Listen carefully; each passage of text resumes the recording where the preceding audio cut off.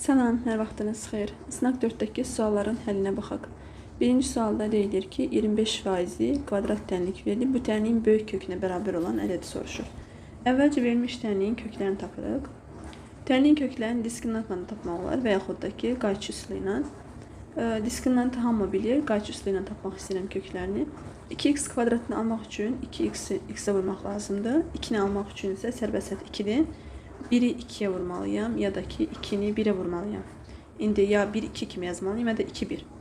İndi 2 müsbət olduğuna görə bunlar deməli bu 2 və 1 eyni işarəlidir. Ya ikisi də müsbətdir ya da ikisi də mənfidir. Buradakı ikinci ədədin əmsalı mənfi olduğuna görə deməli ikisi də mənfi olmalıdır ki, mənfi ədədləri toplasaq mənfi ədəd alarıq. Deməli 1 də mənfi, 2 də mənfidir. Baxın, mənfi 5x almaq üçün çarpaz vurub toplamalıyım. 2x'i mənfi 2'ye vuranda mənfi 4x, mənfi 1'i x'ə vuranda mənfi x. Bunlar bizə verir mənfi 5x. Deməli, vuruqlarımız elə bu şəkildə olacaq. Yəni 2x-ə x, mənfi 1'ə, mənfi 2'yə vuranda müsbət 2 alınır.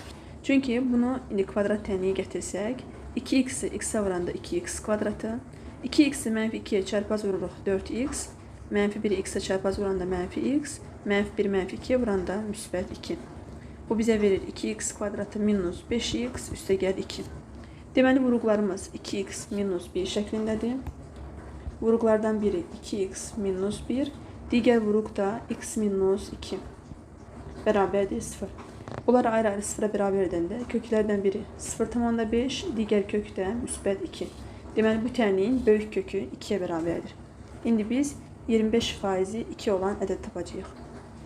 25% 2-dirsə, bəs bunun 100% nə qədərdir? Bilmirəm. A. Buradan A'nı tapanda A vur 25 bərabərdir 2 vur 100. Buradan A bərabərdir 100'ü 25'e böləndə 4 dəfə, 4'ü 2'ye vuranda 8. Cavab D variantı.